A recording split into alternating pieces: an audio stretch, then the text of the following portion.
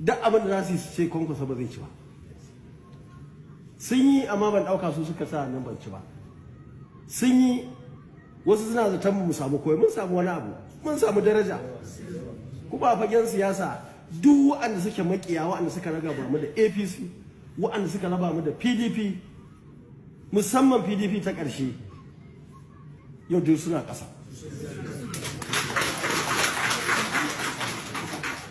Wanda ba sa son a bani zonal chairman fa, chairman na jihohin nan guda 7 a Kaduna, wa ma yake magana zonal siyasa, kowa ya tashi daga nan Abuja yake tafiya.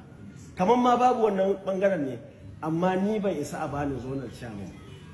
So 3 muna zuwa Kaduna.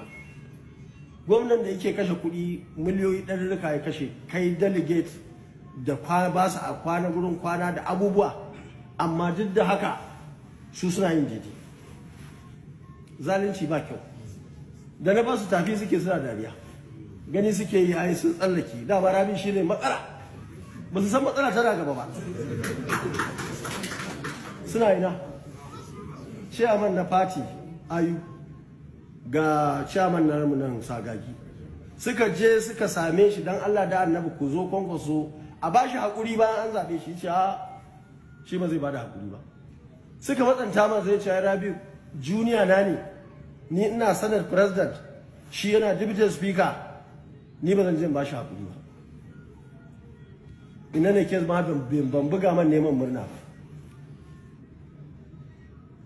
Sagagi ya ce kai da Rabi Kwankwaso muna kallo zaɓe ka, yasa delegate ɗin Kano suka zaɓe ka, ka je ka yi campaign a gunsa, ya shiru, ka buga kai ma godiya, ko ku shi da ya zaɓe ka shine zai zo ya taya ka murna. Haka dai aka yi ce, wasu ma suka ce za su zo su bani hakuri, ya ce da on their own, let them go and do it.